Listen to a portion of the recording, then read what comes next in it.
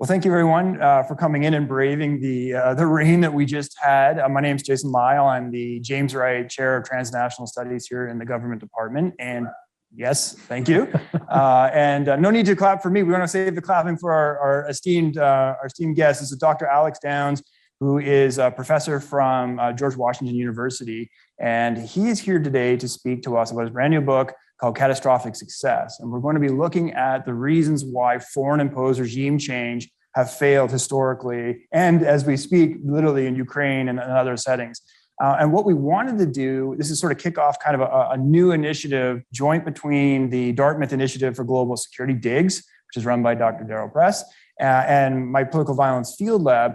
We wanted to bring in leading experts on contemporary world affairs who have written new books or new articles on sort of pressing sort of theoretical questions, but also really ones with policy relevance as well. And coming from DC, you're going to have a lot of policy, but we'll talk about policy prescriptions. But we wanted to do it in a format that's a little bit different than the traditional talk. So most times when somebody comes in and gives a book talk, they're going to talk for 45 minutes at you, and then maybe we're going to get a little bit of a Q&A, and then you sort of, hopefully you'll go and buy the book, or at least you know what the argument is. What we're going to do is try something a little bit different. We're going to have a bit more of a dynamic conversation between the two of us on the topics and themes of the book. And then what we're going to do then is turn it over to the audience and sort of have a much more of a rich discussion rather than sort of being lectured at exactly. And we're going to see how this goes. But Beth's got a mic, right? So what we'll do is once we get through our questions, and we have a long history together, so we talk for a lot. So we're going to try not to talk for the entire discussion. We will have a bit of a back and forth, and then we'll turn it over to the audience. And so you can get to ask your own questions about regime change and things of that nature. But before we start, let me just read how esteemed our guest is. I already mentioned he's a professor of political science at GW, but he first came to prominence, I think we can say, with your first book, which is an absolute classic in the field, which won Dr. Downs the esteemed, the incredible honor of the Joseph Lepgold Prize. He has also won one of our largest prizes, which is the Emerging Scholar Award for the top scholar in security studies under the age of 45. You were the inaugural winner of that. Just barely under 45. Just barely. It doesn't matter. As long as you're under things, you get it. It doesn't count. He's published in every major journal in political science. His research is funded by a variety of different organizations, including the Minerva Initiative, which is a large Defense Department initiative trying to get social scientists working on public policy matters. Although nothing you say today will be attributable back to the Defense Department. Alex is speaking just in his own personal capacity today. And really just honestly, a rock star in the field. The book is fantastic. And he's quietly known as a sort of the shepherd of leading books in the field because everybody asks them to read their book before they send it to the publisher. He's kind of like the gatekeeper, which is why his books are so fantastic, but also why the ones that come after win awards is because you read them in advance. So I'm sure you're incredibly versed across a wide range of topics, but today we're going to talk about foreign imposed regime change, right, which has a terrible acronym. I teach my students when we talk about war and peace and international security, the acronym is FERC, which you have to be very, very careful of when you're tired lecturing, right? This is not a good acronym to be saying very quickly. So we're just going to call it regime change. But I wonder if you could just start us out. We've seen regime change seemingly fail in Ukraine. We've just witnessed last year the collapse of the regime in Kabul. We've seen the problems in Iraq, 2014, 2015, right? Libya, we could ostensibly put underneath this regime change sort of record as well. So I wondered if you could just start us off sort of in the beginning and just tell us, what do we mean by regime change? All right. First of all, I just want to say thank you to Professor Lyle for having me up here. It's great to be back up here at Dartmouth. It's such a beautiful place.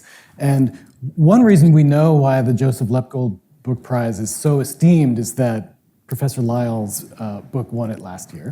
Well, they have to give to somebody. But in your case, it was really earned. Mine. Please. Yeah. Please. Anyway, I appreciate the very kind introduction. So yes, regime change. It's foreign imposed regime change is a long thing to say, so I'm not going to usually say FERC.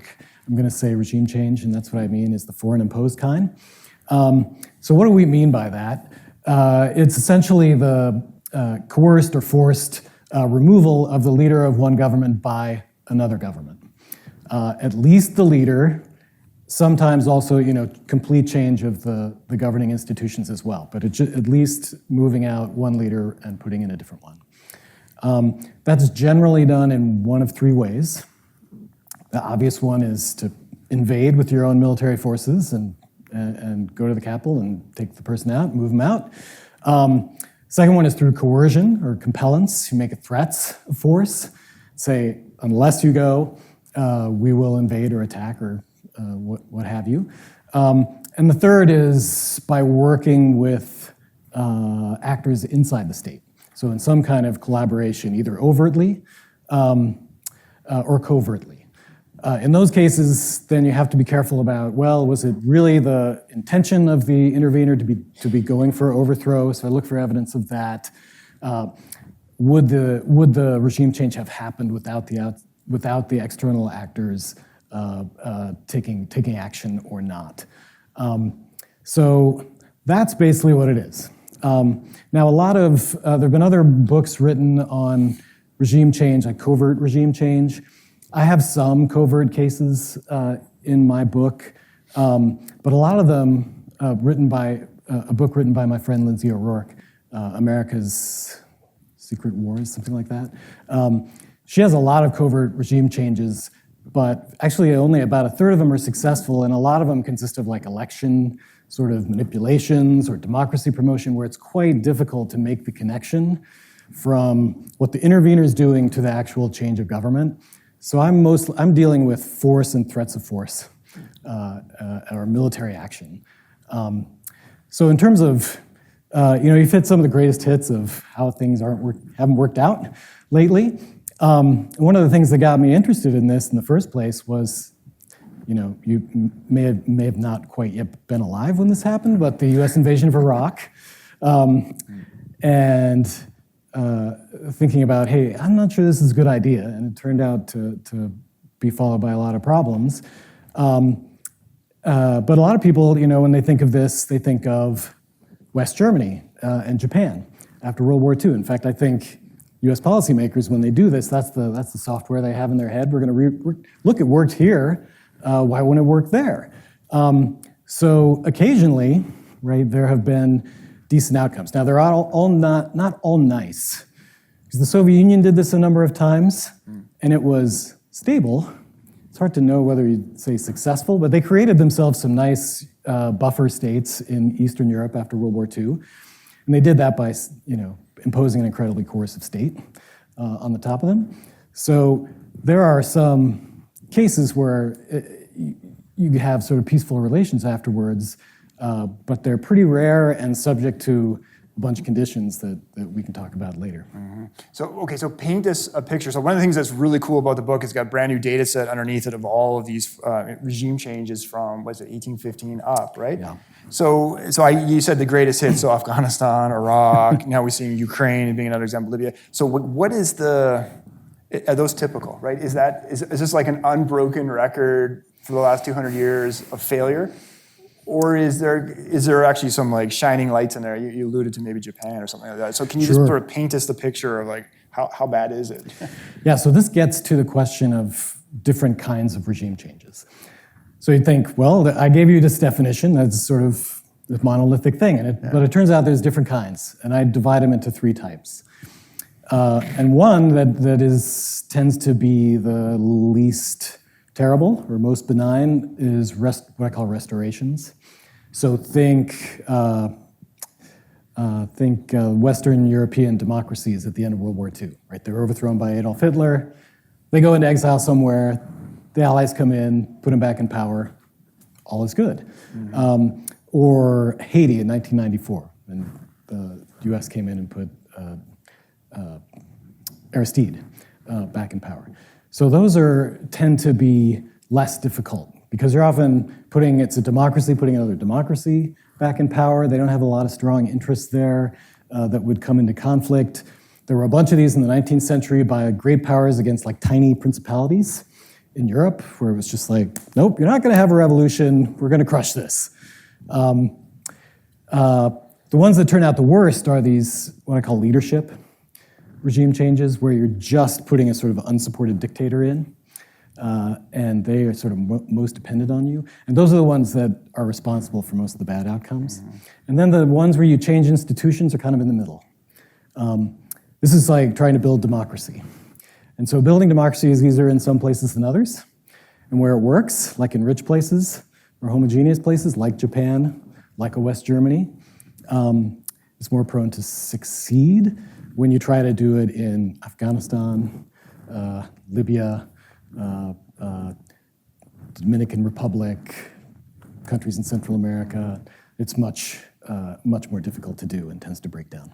Okay, so how many regime changes since 1800? Yeah. Yeah, like how have we tried? Or not just we tried? So there have been 120 individual leaders removed in the time period that I cover.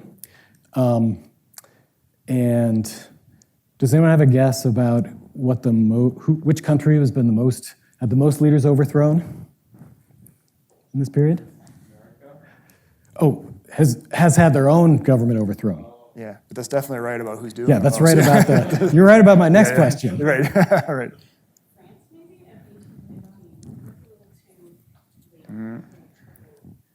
So I know that Jay will say Afghanistan. No, because it's second. It's second, right? It's 6. Think closer to home, right?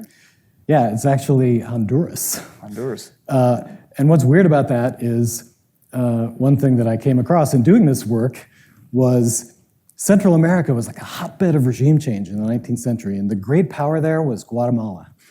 And Guatemala ran roughshod over all these countries, El Salvador, Honduras, in Central America. So only one of the Honduran regime changes was by the United States. Like 7 were by its neighbors, more local neighbors. Then it's Afghanistan. After that, a few other places. Of course, the United States is the most frequent perpetrator by far, of regime changes. Yes, they have twice as many as the Soviet Union, 33. The Soviets have 16, and then it's sort of Germany, France, Guatemala. So lest you think this is just a great power thing. Yeah, so all right, so that's sort of the architecture. We've got like 118 leader change. 120.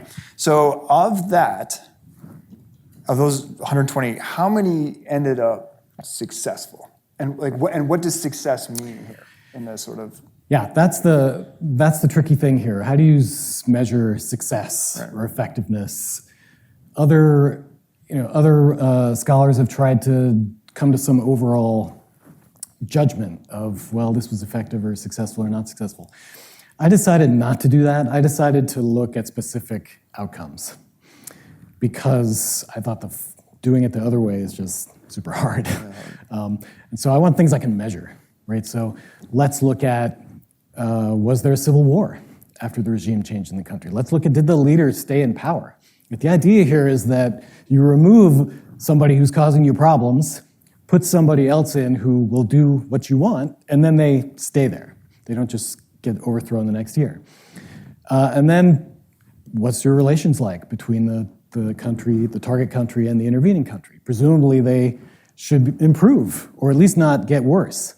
So those are the 3 things I look at.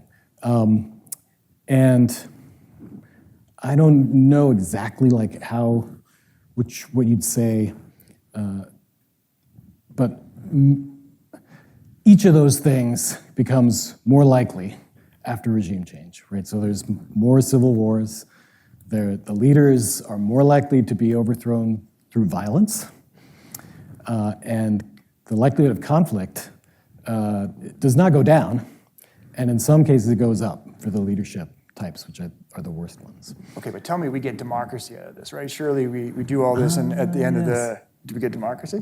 So in other work, not in this book's about the violent outcomes, but in related work, I've looked at this question of democracy. So when democracies intervene and do regime change, do you get democracy afterwards? The answer is usually no. One interesting thing that I discovered was that when democracies intervene, and again, this is the last century, was from 1900, they only promote democracy in about less than 1/3 of the cases. Right, so then, okay, let's look at that 1/3 where they're trying to do this, and what you see is it's highly contingent on the conditions in the country. If the country has what some comparative politics folks talk about as preconditions for democracy, like high levels of economic development, middle class, ethnic homogeneity, a previous experience with constitutional rule, much more likely to transition to democracy. If you don't have those things, it's not going to happen. And the problem is there's only about 3 of those cases where you had those things. And they're very unique circumstances. West Germany and Japan being at the top of the list. And what makes them unique is they had all those conditions, plus there was this thing called the Soviet Union sitting out there. There was a giant threat that was shared by Germany, the United States, Japan, the United States. And so it made the people in those countries much more interested in cooperating with the United States, because otherwise they'd be left to the tender mercies of the Soviets. So, unfortunately, the answer to that question is no. Okay, so now I'm going to paint like an incredibly stark picture, but see if I get this right. So there are 120 of these things since about 1815. Most of them fail to generate democracy. A large percentage of these things, these interventions, fall into civil war, right, immediately afterwards, or in the 10-year period afterwards, right? The leaders don't usually stay. They don't have better foreign relations with the person that's intervening in these things, right? I'm looking for a silver lining in here with these interventions, because one of the things that's really interesting about it is that so many countries resort to this so often. And yet it doesn't actually seem to be generating anything that they're... So and this is a long way of asking, like, what was Vladimir Putin thinking when he invades Ukraine, right, and goes for regime change, having this historical record behind that says none of this is going to work, right? Is it something about that the fact that most of these are democracies that are doing the intervening, and maybe it's a function of being democracies, and an autocracy can do this better, or is like everybody bad at this? Yeah, I'm full of good news today. So basically, the answer to that last thing is that everybody's bad at it. So democracies, non-democracies, they're sort of equally, the outcomes are equally bad, no matter who does. So good news, I guess, is that democracies are not uniquely bad at this, but they're certainly not privileged in any way. And so, it's one thing when we do these studies in hindsight and we find these patterns and, it looks incredibly clear that this is going to fail all the time. I don't think Vladimir Putin's well-schooled in the... many people said I should send this book to I was going to say, you should have read your book. At least looked at the stats. One would have hoped, but I don't think he was consulting it, unfortunately. Right. So there's a lot of reasons, none of which really fully add up, right? So one is, this seems so simple, right? The sort of theory guiding this is, well, we're having trouble with country X. Here's this guy or woman, although only 2 cases in my data are of a woman being put in power, who looks like they share our interests, or they'll do what we want. At least that's what they're saying right now. Let's go in and plop them in and live happily ever after. And no one thinks about, well, will we break the state in doing that? Or is there any countervailing force that's going to push against that person that we place in power to cause them to act in undesirable ways, at least from our point of view? So hopefully my book will shed some light on that. Yeah. Now, another thing is it's easy. Although all regime changers are not great powers, many are. And so there's a big power asymmetry, usually. And certainly this is the case with the United States in many cases, or going after very small countries. So it's like, why are we bothering to try and coerce these people? Let's just get rid of the leader and put somebody else in. This is a waste of time. And when you're really powerful, you can do that. There's a real short-term focus. You can see this in the Iraq case. Let's plan about how the intervention's going to go. What are the military plans? And almost willful ignorance, or punting of the post-war plan. And it's just remarkable, of course, that whole case, that no one ever really decided what was going to happen afterwards. And so the place kind of collapsed. Bad intelligence or biased intelligence is a big thing. One of my favorite examples of that is this picture on the front of the book, which I know it's morbid, but I really think it's a perfect cover for the book. That's the execution of Maximilian by the liberals in Mexico in 1867. So it's a long story how an Austrian archduke came to be emperor of Mexico, but let's stipulate that he did. And it was after the liberals had overthrown the conservatives, taken over Mexico. Conservatives go over to Europe and they start talking to Napoleon III in France, and they're like, oh yeah, people of Mexico really want an emperor. They want a monarchy. And so then they go to talk to Maximilian, who's the guy that Napoleon's trying to convince, and say, oh yeah, there's a lot to support for a monarchy. And they're like, they don't know any better, right? And they're getting their intelligence, such as it was, from biased sources, right? Think of modern times. Think of Ahmad Chalabi, right? Ahmad Chalabi's running around whispering in people's ears about how this is going to be great. They're going to throw roses and flowers, and the Iraqi people will, jump for joy. And some people listen to that. And then last thing, at least in the United States anyway, people tend to think of they go to the Germany and Japan cases. Even though, sort of many studies have been done, not just by me, but others, that show this clear divide, right? That interventions for democracy in difficult places tend to end badly. But there's a powerful belief and an optimistic, hopeful belief that democracy can be planted anywhere.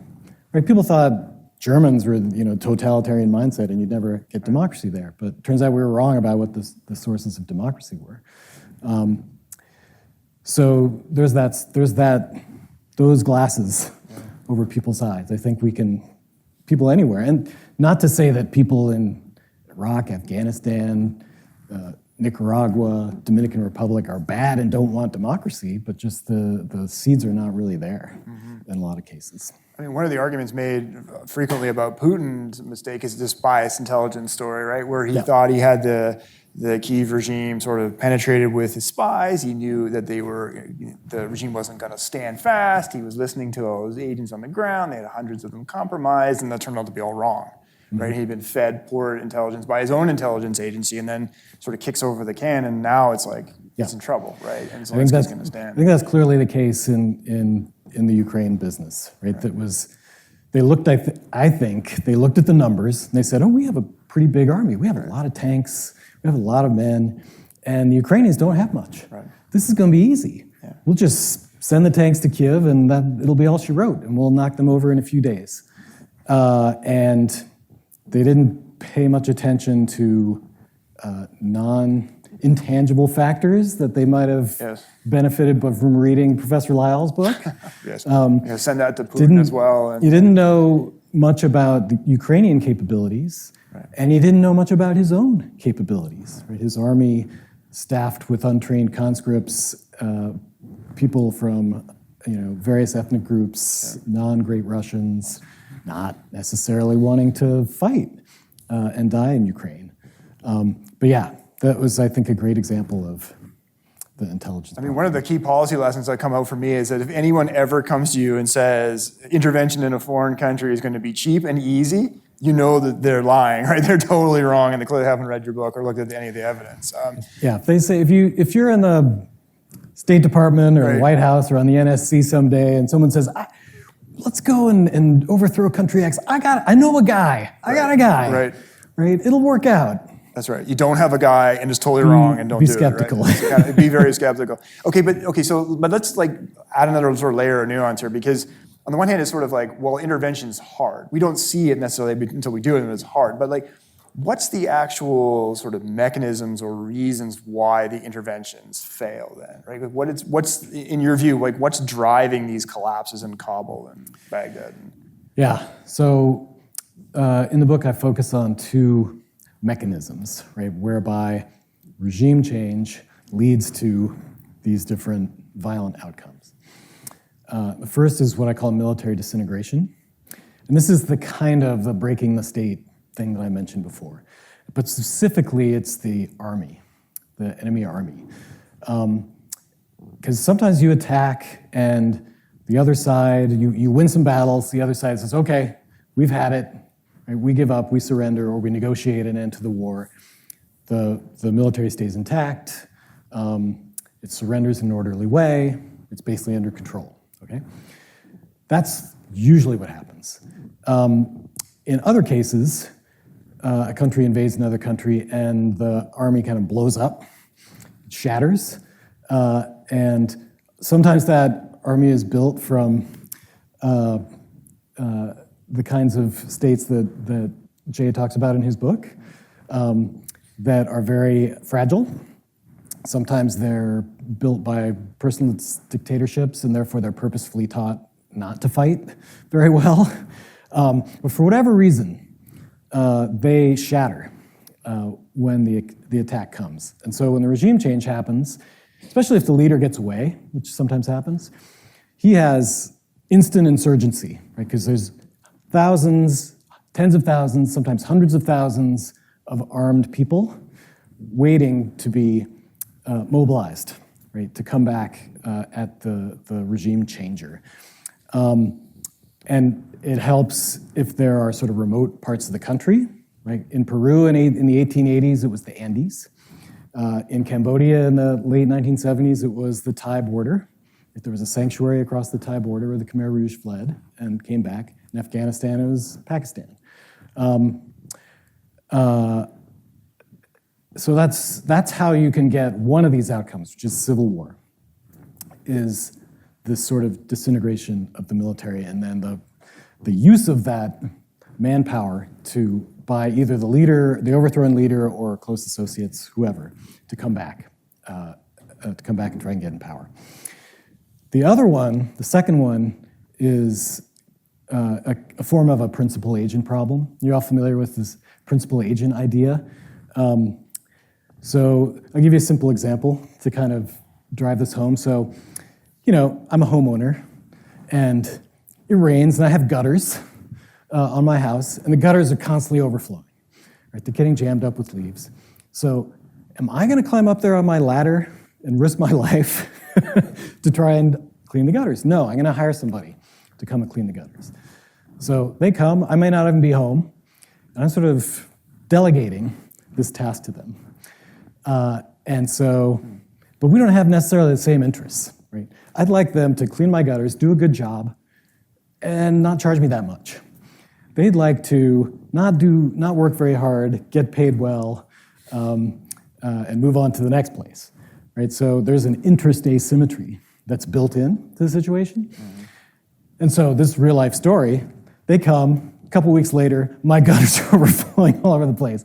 I have to call them up and have them come back, and sure enough, there was this giant thing in the gutter that they had somehow not managed to notice. So there's interest asymmetry that's built in. There's information asymmetry, like I'm not necessarily watching them doing it. I don't know exactly what they're doing. They may be bad agents, right? I don't know in advance whether they really share my interests or not. So this is what's going on in regime change. States take somebody, put them in, and they delegate to them to run this state. Rather than me invading it, taking over it, having to occupy it, paying the cost of doing it myself, I say, you do it for me. And that would be great if there was no countervailing forces. Right? If it was a frictionless world, and they could just do what I wanted without any cost, it would be okay. But in every country, there are competing domestic constituencies that have their own interests that are not necessarily the same as mine, the outside intervener. They can be a different political party. They could be a different ethnic group, right, that got overthrown and wants to get back in power. They can be the military, the officer corps that is displeased about something. There's a variety of sources of this. And so there's a preference divergence. There's two principles, outside and inside, that diverge in what they want. And then me, the imposed leader, becomes Gumby. Right? Oh, I'm being pulled one way. The intervener wants me to do X. But that's going to make these people really mad, and maybe they'll come after me. Oh, they want me to do Y, but if I do that, intervener over here is going to maybe come at me.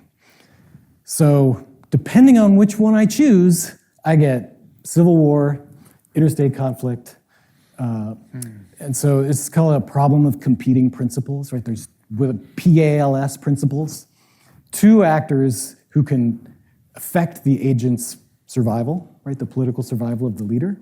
They want different things, pull them in different directions, and depending on the choice he or she makes, get in trouble with one side or the other. So that's the military disintegration and the principal agent. Okay, so let me, one more question, otherwise we're going to keep talking, but let me ask one more question. Just so that's a very abstract argument right now. Let's put a little bit of the flesh on the bone. So can you walk us through how this logic played out in Afghanistan?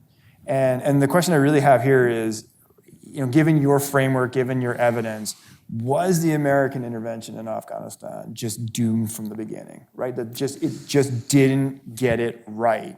And this 20 years was playing out a string that was really determined in that first couple of years, maybe, because of the reasons you say, right? Because of the army and because of this competing principles problem. So I guess the two-part is, one, can you just sort of walk us through like what that concretely looks like on the ground? And then two, did the United States ever have a chance at success, however we're going to define it? And it could be democracy, it could be the absence of a civil war or resurgent Taliban or something like that. But did the United States ever have a chance, or would you say no? It was cooked from the beginning. I would say the deck was stacked against it. It was not a good-looking situation. And so there's two reasons for that, and they will, from what I just said, you will not be surprised. One of them was that there was military disintegration. And I would just say, as a side note, the way the United States fights wars is designed to cause military disintegration by the other side, right? We don't want to fight these sort of straight attrition battles where we push them back in a series of set-piece battles. No, we want to pierce the front with a blitzkrieg or go around the side with a flanking maneuver, induce collapse. And so the way we fight is actually designed to induce this problem.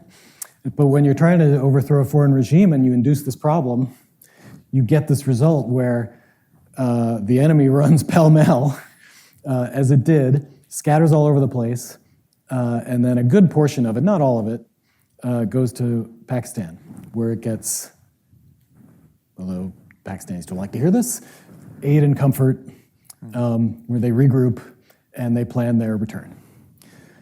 So that's problem number one. Problem number two comes after you decide. So there's this conference, they choose Hamid Karzai to become the interim president. He's later elected. And you begin to see the interests diverge. Right? At first, we're like, this guy is great, he's pro-democracy, he wants to work with us, he's seemed like really compatible.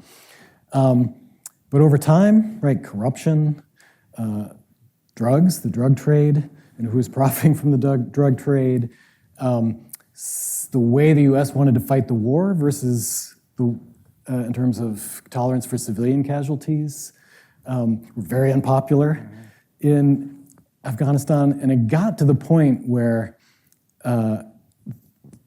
they were, almost not on speaking terms, where Karzai would get up and denounce the United States, and these people are doing all these terrible things, and it didn't, of course, devolve into violent conflict, but it's the idea of getting this person to sort of do what we want. There's a great line where some foreign diplomat says, never has one country had so little influence over what the leader of its protege says and does than the United States over Hamid Karzai. And so that's where you see the the interest divergence play out over time? I have to say, I saw that in real time. I was in a meeting with General McChrystal and Hamid Karzai. I was just literally a fly on the wall, but watching it, and those two men liked each other, and that was a relationship that was pretty much broken between the United States and Afghanistan at that point. And the United States, despite all the money it was spending, despite all the troops in the country, everything, had so little leverage over Hamid Karzai in 2009.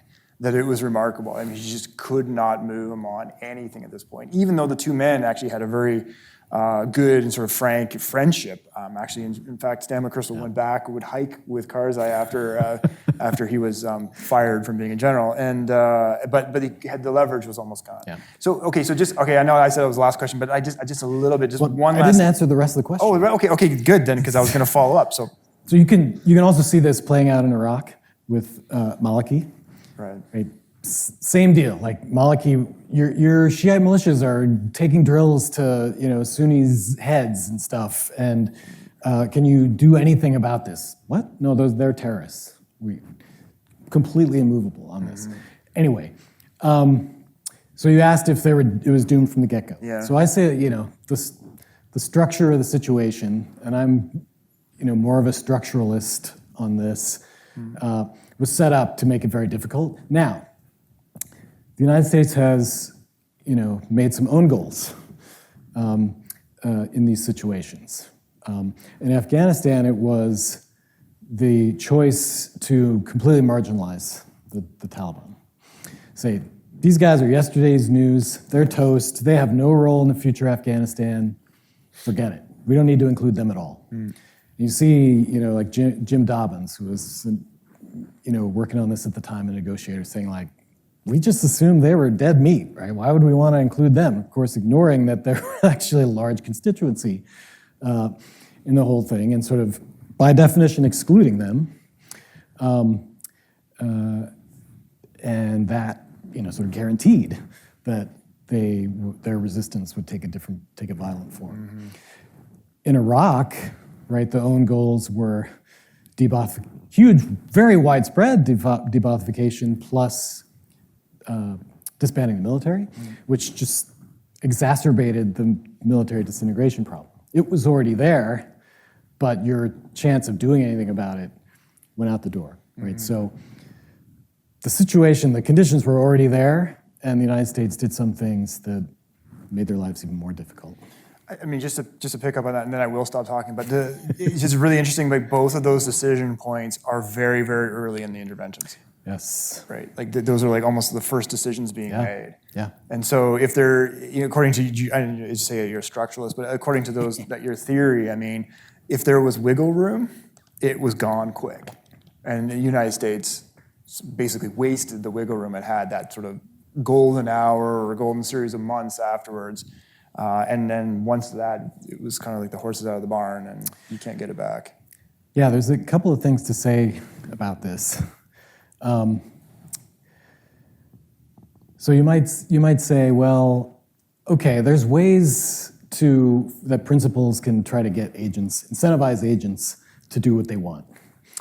So even though there's this divergence, there's, you could try to give them carrots, you could threaten them, but those things tend to not be effective in these situations. Why? Because you've made a very powerful signal by intervening in a country, overthrowing its government, and putting me in charge that you care about, you have strong interests in my survival. Mm-hmm.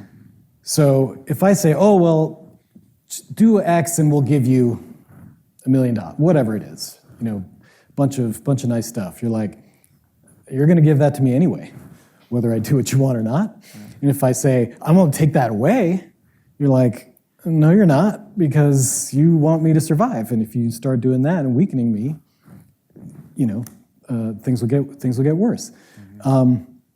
So you're in a very difficult situation because the sort of traditional things that principal agent, right, people turn to say, how do we manipulate costs and benefits to incentivize our agent are much more complicated than me dealing with the gutter guys, right? The other thing I would say is it's so hard because what another solution to this would be to say, well, just intervene and have no interests.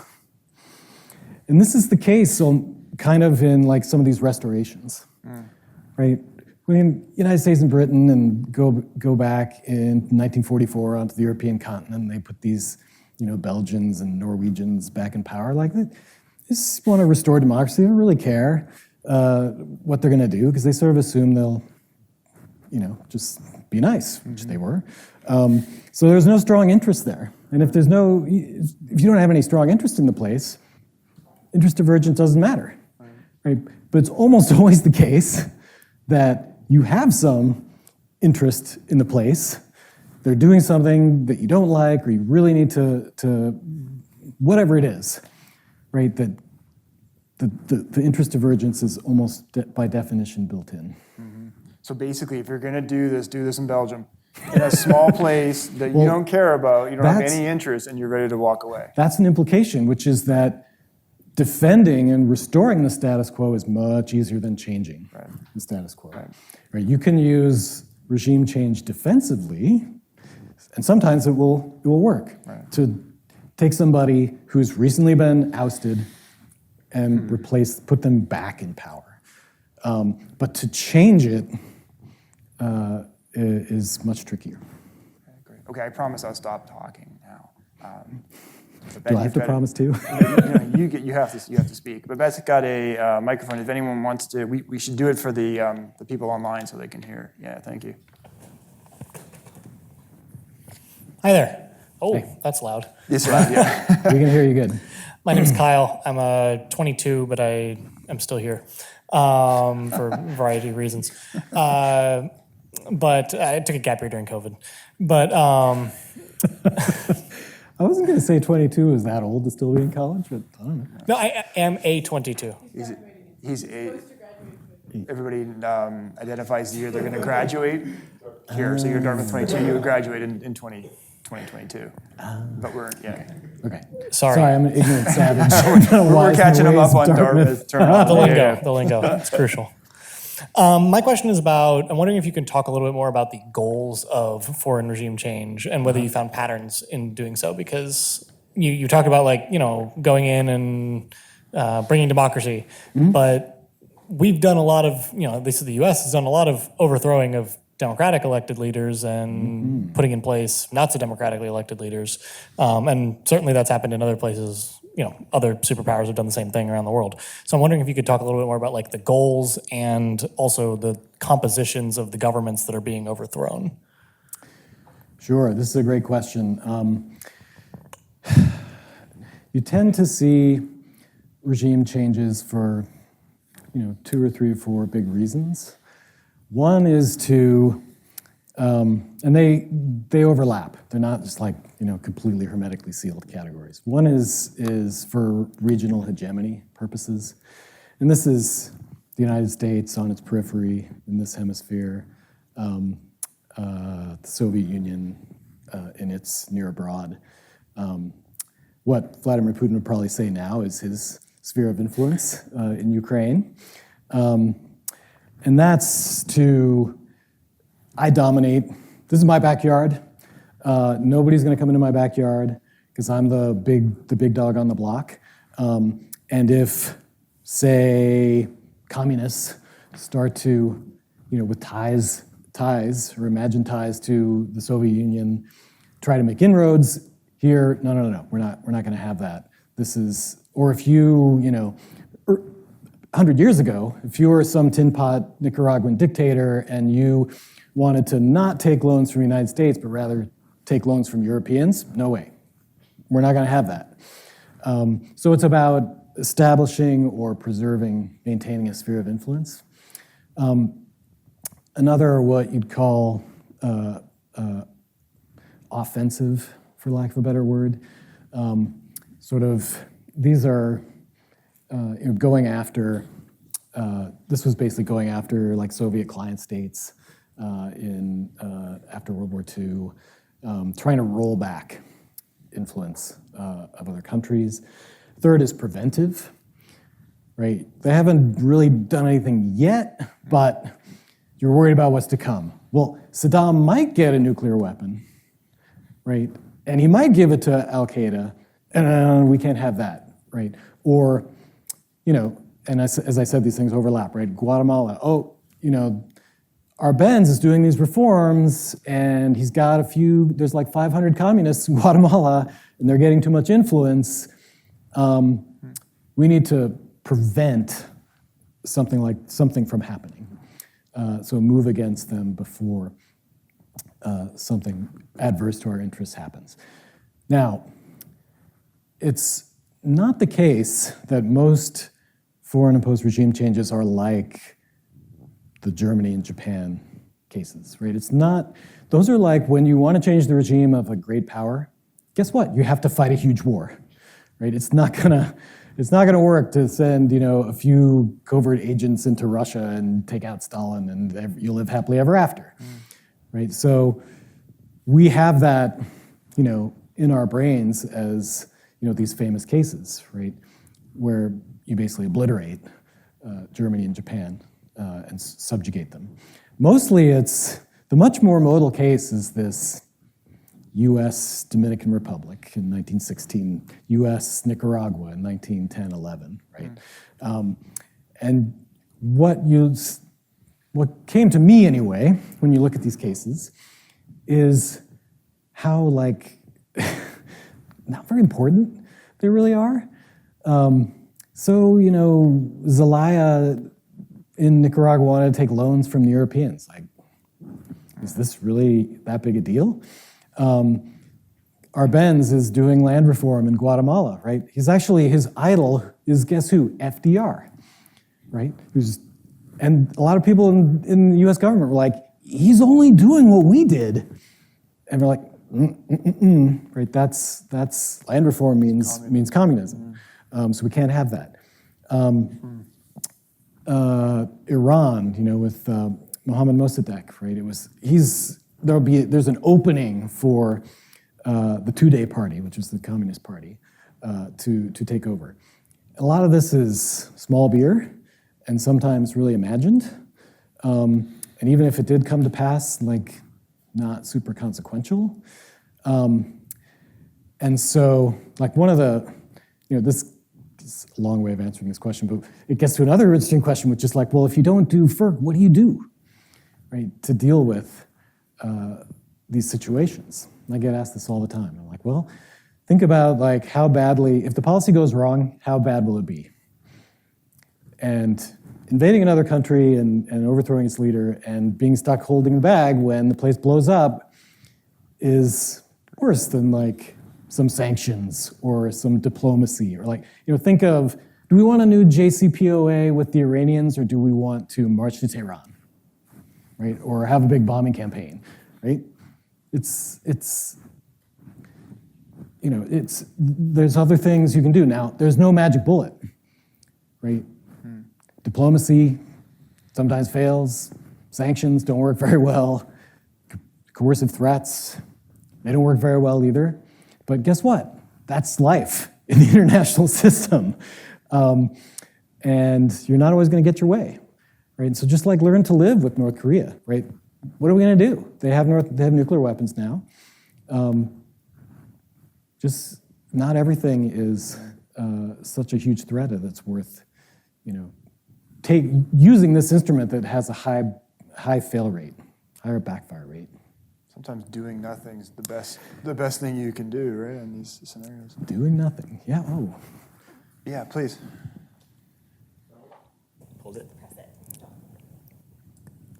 Hello, my name is Federico, and I'm a junior. I was curious to hear your thoughts on the trend of foreign imposed regime changes. First, historically, looking at the trend, has it been declining or becoming more popular? And also looking at the future, do you think that foreign imposed regime changes will become more or less common, also in light of the rising U.S.-China competition or the war in Ukraine? Yeah, so everyone keeps saying, oh, no one will ever do that again. That's crazy. no more regime change. And then somebody does it or tries it, as we saw this year. So in terms of trends, over the last couple hundred years anyway, I have I think it's in the book, a graph that sort of shows over time. And in the first half of the 19th century, there's actually a bunch, and they're all of one kind. They're these restorations of like minor, dukes and kings and queens in places like Parma and Saxony and Hesse, whatever, right? And then there's sort of a lull in the second half of the 19th century, and then a big, huge bump around World War I and World War II, right? That's massive. But then the Cold War was still pretty impressive. Now, after the Cold War is relatively low, so it's been somewhat less common, although it's been a shorter time period. But it's been, some remarkable ones that we've lived through.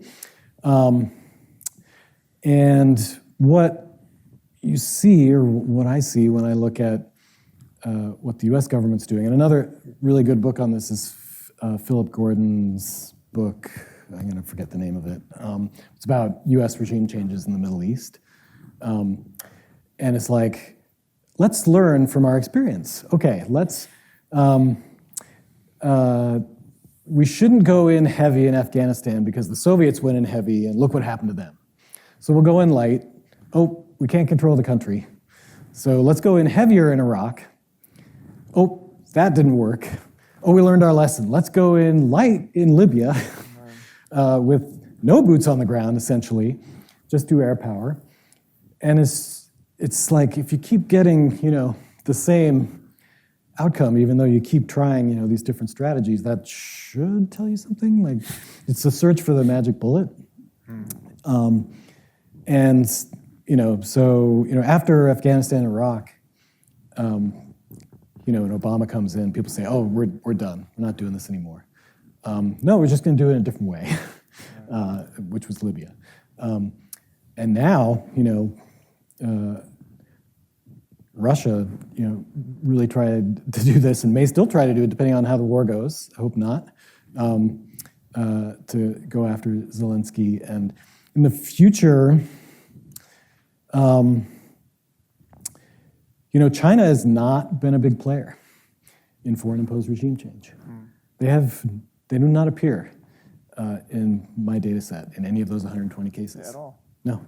They're targeted sometimes, by Japan especially, before World War II. And they have chosen sort of other ways to get their tentacles out, a lot of which are financial, this whole Belt and Road project. Let's make big loans to countries in Africa, Latin America with very little strings attached. Just buy your stuff from China. But you don't have to do austerity and all these things that the IMF will say if they come to give you money, all this yucky stuff. And so have so far, not gotten into this business. And so, they obviously are interested in reintegrating Taiwan, but they wouldn't view that as a regime change. Right? They're like, Taiwan's part of us, so that's not. But other countries like the United States might view it that way. So, I think I don't really see China going this route. Things may change. Russia, you could see, not against NATO countries. I think that will, after Ukraine, that's going to be difficult for them to get away with. The United States, of course, we live and don't learn, right? That's our motto. So I don't put it past us to do this again, but it has decreased in frequency relative to an era of world wars and global competition. Right now, you can't rule out if you get another bipolar competition between US and China, if they're competing in various parts of the world. That's what drove a lot of regime change during the Cold War, so that could happen. Is it generally true that they're getting more expensive though, or longer? Like, I mean, just thinking like looking at Iraq, looking at Afghanistan, from World War II up, it seems like most of the heavy, long-term commitments, very expensive commitments seem to be recent, right? Or more recent? Like Russia and Ukraine. I mean, they may not have an army left. Yeah, I mean, you could say in many ways the Soviets were in Eastern Europe for right. 40 years, 45 years, and they faced some uprisings there and did some restoration regime changes in Hungary and Czechoslovakia. It somewhat depends on the mode of the way you do it. If you work with Carlos Castillo Armas in Guatemala and send a little air power and convince the Guatemalan army that you will invade if they don't let Castillo Armas and the rebels waltz into town, then you're not holding the bag, right? It may go wrong in other ways, like he gets assassinated in a few years. But yeah, if you choose to do it yourself with all the sort of with your own military forces, and you induce a military disintegration very quickly, and you can't get out, right? The United States wanted to get out immediately. Yeah. They were off-ramping troops right away in 2003. But things went sour so quickly, they couldn't get out. But then you get things like Libya, right? If you don't have boots on the ground, you have very little control over events, and a place can just disintegrate, right? And all of a sudden become, Islamic State is here. And Muammar Gaddafi's huge armory of weapons is like going all over Africa and causing all manner of problems. So, yeah, if you're going to do it yourself and the thing goes south quickly, you could be stuck. You're Soviets in Afghanistan, you're United States in Afghanistan, blah, blah, blah. Yeah. Oh, you turned it off, maybe. Hold it, yeah. Hey, my well, Yeah, there you go. I'm a senior, and I'm sort of interested in the data set that you created for the book, and I sort of have like three big questions. So firstly, what is the degree of involvement that's necessary for you to consider something a regime change? For example, the CIA's involvement in overthrowing Salvador, right? Would that constitute a regime change in your data set?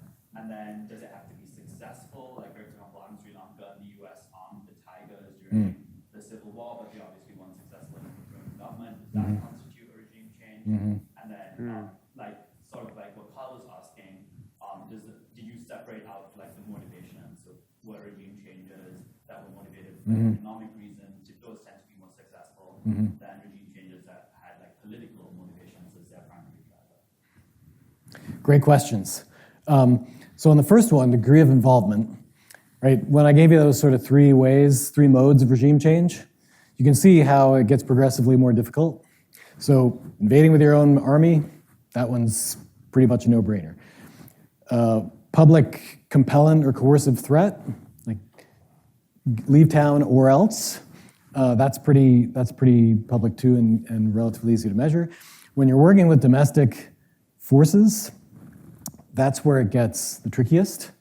I try to be pretty conservative about this in terms of there has to be agents of the state, of the intervener on the ground, working for overthrow, whether violently or not. So that can be covert military agents, or it can be people with bags of cash to give to other people. There has to be, in hindsight anyway, the evidence you can find that was the intent. Like, this is what we're doing here. We're trying to overthrow this government. And third, that, which is a counterfactual and very hard to gauge in some cases, was the operation likely to succeed without the outside involvement? And so I have a half a dozen cases that I put inside the line. The hardest one is the one you mentioned, which is the Chilean case. There's different ways of dealing with this. You say, I'll exclude that case. Does it change anything? No, it doesn't change anything in the broader patterns. But that's sort of the hardest one. Others, it's there's fights over the degree of involvement, but they kind of make my my list. So ultimately, I include that one. But the covert ones that I was talking about from Lindsay O'Rourke's book, she has 25 successful covert ones, and I only have 6. Right, so I exclude all the stuff where I can't make a very clear connection. So like the United States was spending money on non-communist political parties in Italy and France and these kinds of places. It was promoting democracy in Poland in the 1980s, right? This had something to do with it, no doubt, but it's very hard to attribute causality there. So I generally stayed away from those. In terms of attempts versus successes, what I look at is the effects of the successful overthrows, but I often compare them to a sample of ones that failed. Now, it's hard to find ones that failed because they get much less press, but there are many that are known.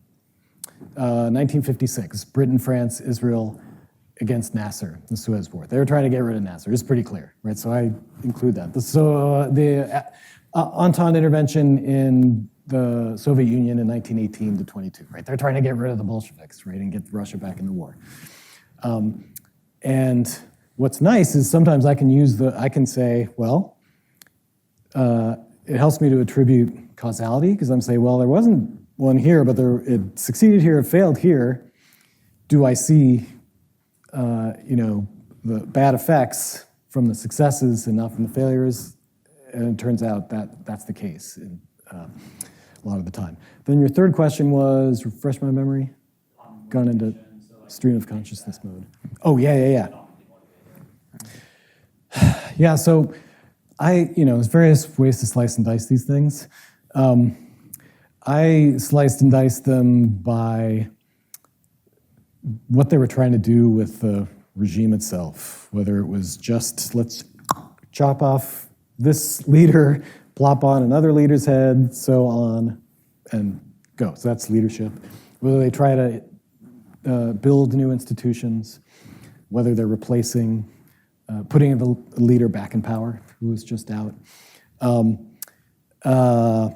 and not so much the substantive motivation. That would be also interesting was it anti-communist?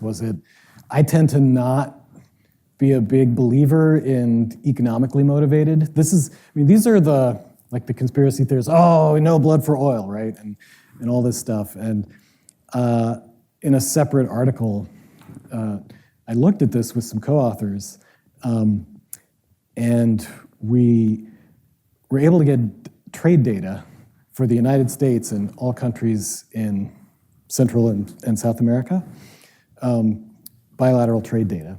And we had the regime change data. And one of the big arguments is, Guatemala was for bananas, right? Chile is about copper, or ITT. There's all this corporate influence going on. So if that's the case, you might expect, trade to go up afterwards, or those companies to get preferential treatment. And surprisingly, successful regime changes reduced bilateral trade. And the companies, the paradigmatic cases of Guatemala and Chile, does anyone know what happened to the big banana company, United Fruit Company, in Guatemala right after the intervention? The United States government filed an antitrust suit against it, and they had to liquidate their entire holdings in Guatemala. Right? So if that was all about UFCO profits, that sure had a weird way of showing it. In Chile, Allende had nationalized the copper mines. And so, Nixon was meeting with these executives, and there's all this conspiracy theories about they were pushing this and responsible for it. Sure, that they wanted to get rid of Allende, but the United States government was like, we don't like Allende because he's a communist, and we're not going to stand by and let Chile go communist under our nose. And so what happens to I'm forgetting the name of the copper company, Anaconda Copper. They never get their mine back. They get a small pittance from it, end up getting acquired by some other company and going out of business, right? So economic motivations, we could fight about them, but I just haven't found really strong motives. That's usually much more, I think, political in intent. Yeah, please. You have to.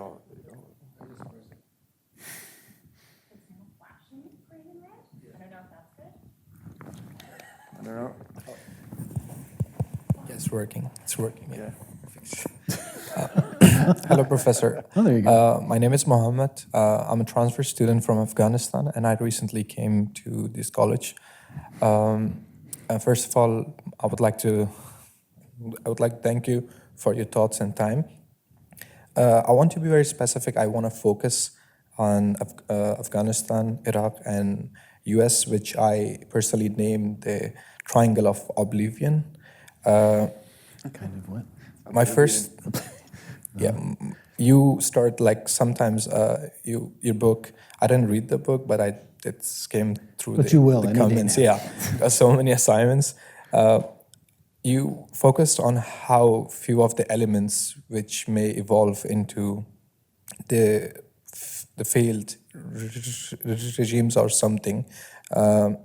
Some maybe U.S. invaded Afghanistan and Iraq with the thinking of national interests, which evolved into a very unexpected ending. And you mentioned Hamid and the involvement of Pakistan, but I want to focus about how sustaining it was hard for the US and why it failed, mainly focusing on two elements. In case of Iraq, I want your emphasis on the Camp Bucca, existence of Camp Bucca, which is a birthplace of ISIS. And in Afghanistan, I want your thoughts on warlords, endorsement and funding of the warlords. Camp Bucca in Iraq was sort of it's often seen as the sort of birthplace of ISIS, where a lot of people were scooped up, put into Camp Bucca, and then sort of radicalized within, coming out as BUCCA. And then the second question was on the warlords. Yeah, because US heavily invaded warlords when they invaded Afghanistan, beside making Hamid Karzai the president. Thank you.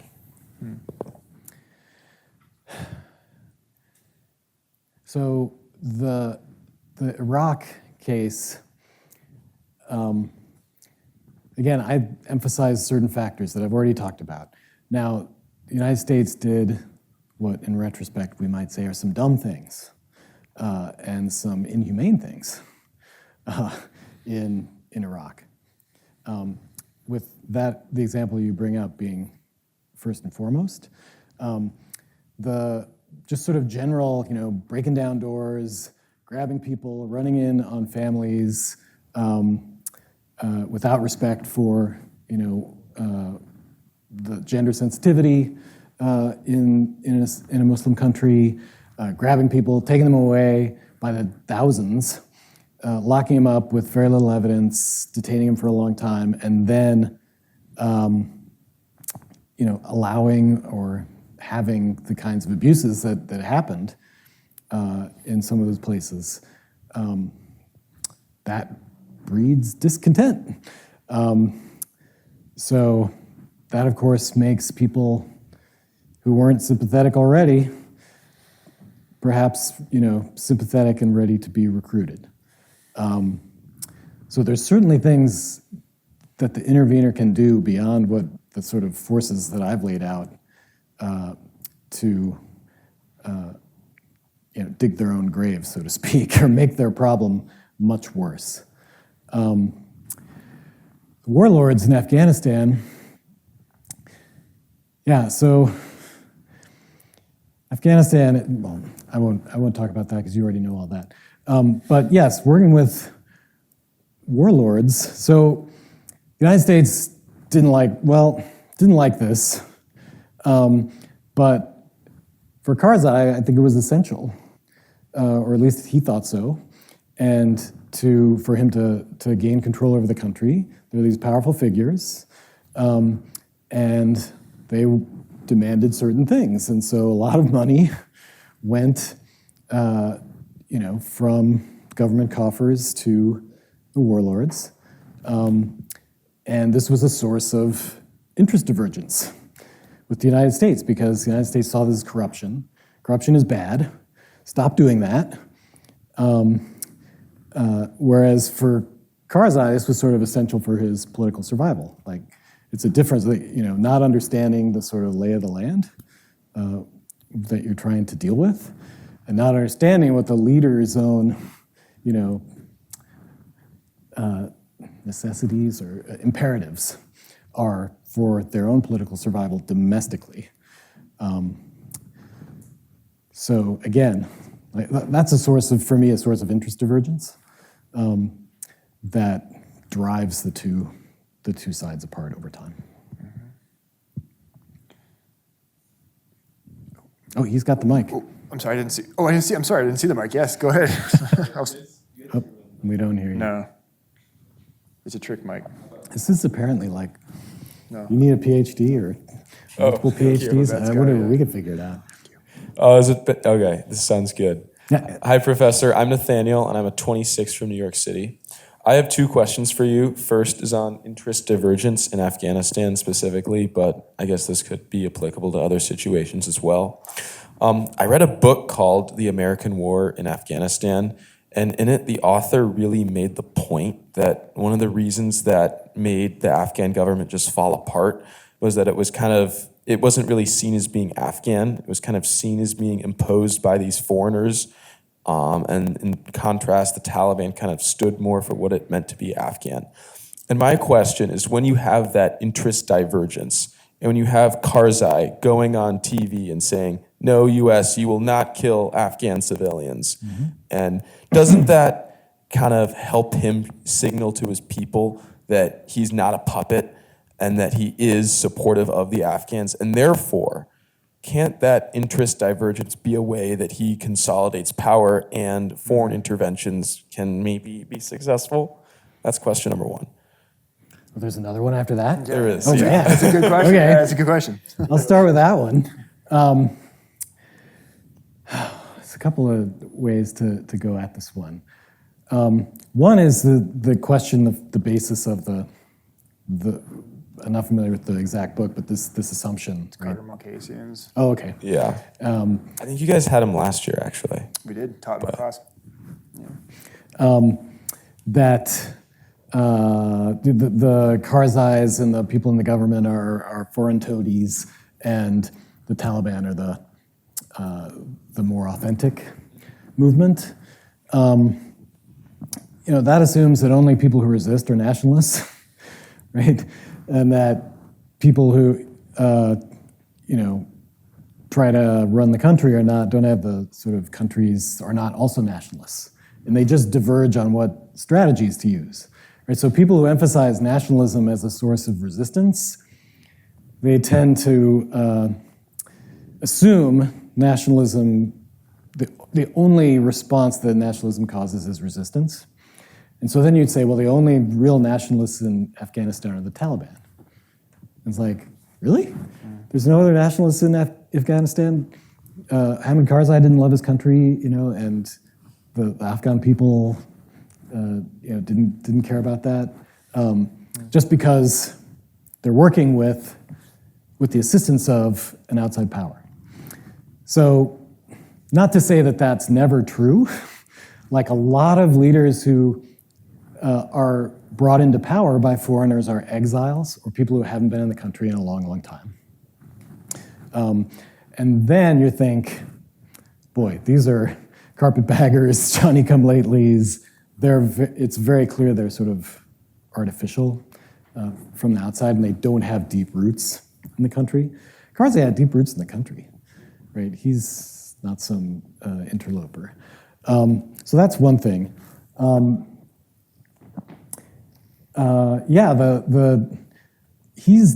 He was doing, right, in this situation, right, he's got an intervener that wants to prosecute a war more aggressively.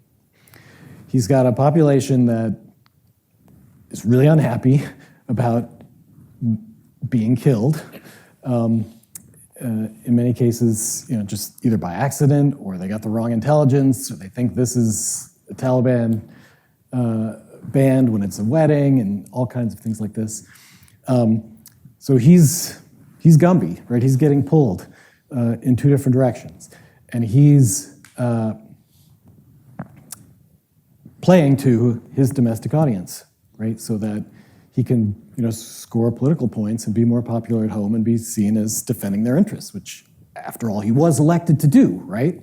But yeah, that exasperates the hell out of the Americans because they want to fight the war the way they want to fight it, and this guy's throwing up roadblocks and being uncooperative and getting in the way. So it may, if we think of governance as you're supposed to be responsive to your electorate, not say some outside power, yeah, that's working. But it's causing this conflict because you have two masters, right? So yeah, that's where the problem is coming from. Okay. Second question. Second question.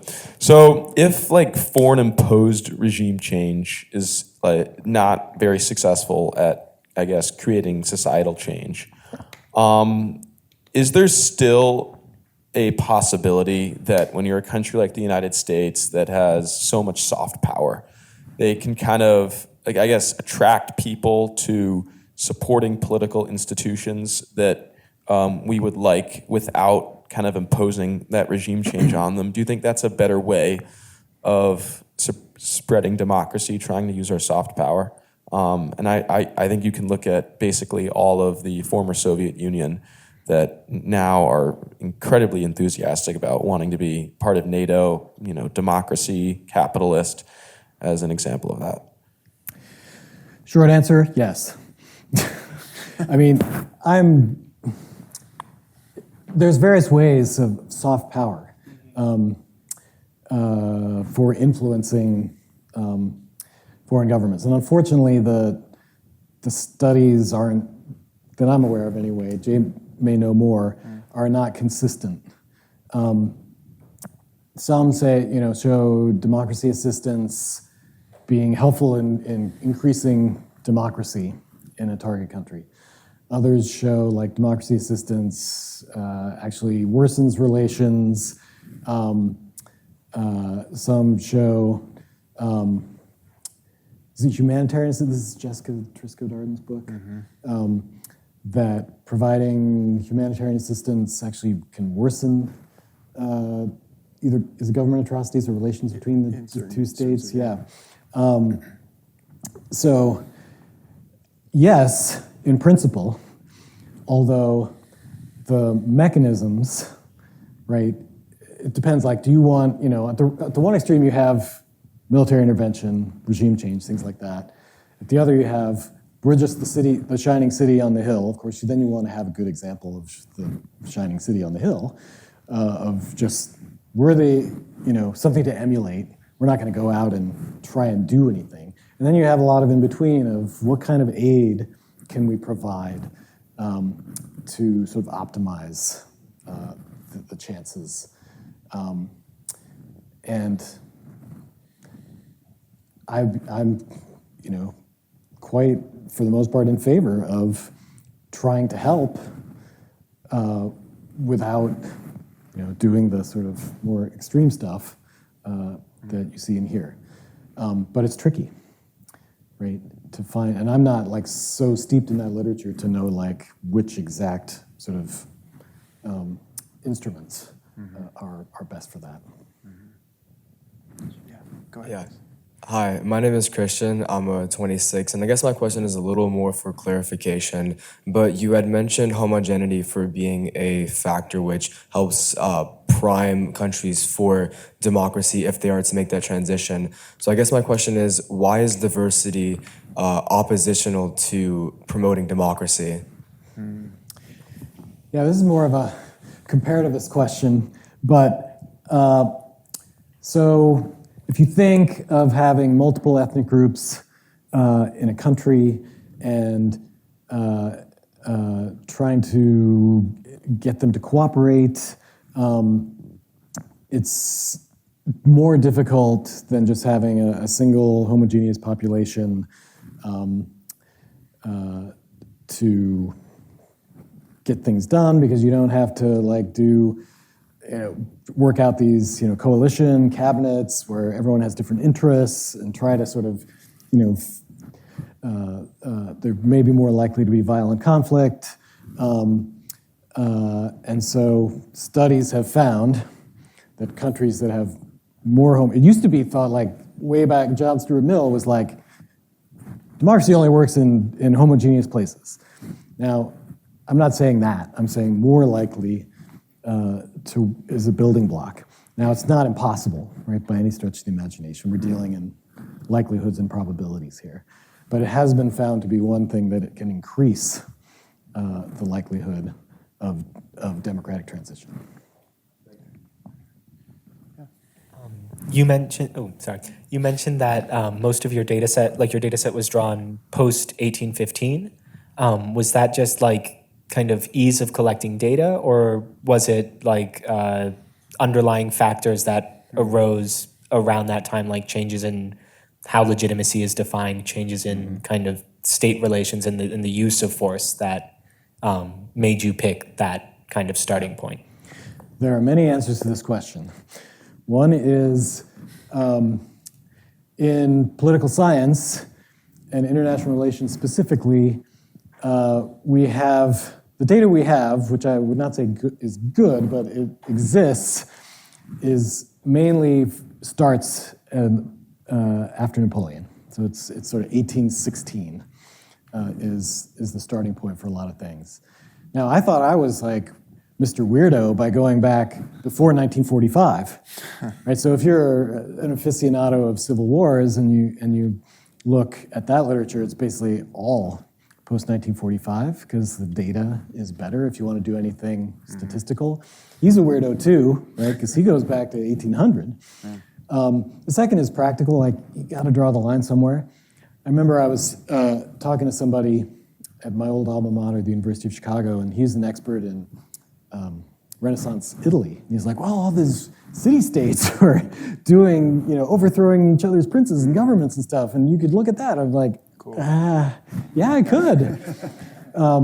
So, the Warring States period in China and Japan, and there's tons of, the Greek city-states way back in the day where you could look at this. I just said, tractability, I'm gonna draw the line here. And it's, of course, right after the French Revolutionary Napoleonic period where there was regime changes happening all over the place. So, it's partially data, partially tractability. But, if I wanted to keep doing this for the rest of my life, I could go, further back, and of course, but there's going to be changes, right, over time. So before that, in the 18th century, you had the age of absolute monarchies, and there's a lot of monarchic solidarity, right? Our right to rule is given by God. So I don't want to start overthrowing other monarchs because then it looks like, maybe that's not so true. Before that, though, in the wars of religion, right, if you weren't a Catholic or a Protestant, like, I'll go after you. And so a great book on this, John Owen, what's his book called? I can't remember. He teaches at the University of Virginia. It'll come to me. Yeah. He looks at foreign regime promotion, which is not quite the same thing as regime change. It's promoting your own kind of government. And he goes way back, to like 1500. And you see these waves, right? Higher in that era, wars of religion goes down in the 18th century, goes back up, and like this and like this. For him, it's these big ideological clashes in the system, right? Whether it's Catholicism versus Protestantism, republic versus monarchy, democracy versus fascism, communism, right? So for him, then, okay, what now? And it was no surprise to me that his book after that was about Islam. Yeah. You should just tell him very quickly how long it took to write the book, so he has an appreciation for the data collection underneath it. Because really, it is. Well, I don't want to tell him. I It's a long time. you're just talking round numbers. You don't have to give the exact number, but just give him a sense so that. You know, I started working on this in 2007. So Yeah. I had a year off where we met. This is where I met. That's right, Jay actually. Lyle was That's at right. Harvard that year. Yeah. And my first book was coming out. So I'm like, oh, my next big thing is going to be foreign imposed regime change. But I started out I was gathering data, like trying to find these things, and it was kind of about the causes of regime change. And I write in the preface to the book, I had this very, in retrospect, helpful and funny meeting with my former dissertation advisor, a guy named John Mearsheimer, who proceeded, we had lunch at a conference in 2008, and proceeded to yell at me about how I was wasting my time and how the really interesting thing was the effects of foreign imposed regime change, and it always fails, and so here's your argument, just say that. I was like, but that changed the direction of the project. I started working on papers. I had did the Civil War analysis first. I had this democracy paper, and then it was like how to sort of it's the craft of who knows this very well, like what goes in and what doesn't go in. And the three things that are in the book, this sort of Civil War, leader removal, conflict variables, outcomes, have a common explanation, right? And I was going to do the democratization bit, right, that I explained before, but that has a slightly different logic to it. And so it became like, over time, I'm like, this has got to get kicked out because it just doesn't really fit. And it's going to take a whole different theoretical thing, and it's going to complicate my life. So basically, over the course of a decade or so, was the active work on it. I'm going to capture that sound, that oof you made collectively as my ringtone now, because it was hilarious when you said that. No one could believe how long it took to do it. But Well, good. you hold the record, I think so. I don't know about that, but good social science takes a long time, particularly if you're going to be policy relevant and sort of inject your ideas into the policy. But you better be sure you're right. And that takes time, right? And it just does. There isn't really a shortcut to that kind of work. If you want people in DC to listen to you and you want to be sure you're right. I mean, not everybody does that. That's why I think the book is so terrific, right? Is there's a lot of people to take the shortcuts. You did not. It takes a long time to do the quality work, but we trust it, right? When we get it, and you see it, and you're like, you believe what you're being told. That's not always true in the sort of punditry circles in DC and things. No. So we have exhausted our time and your time. It's already past 6 o'clock. So please join me in thanking Dr. Downs for a Thank you all wonderful for talk. coming. Appreciate it. Great questions.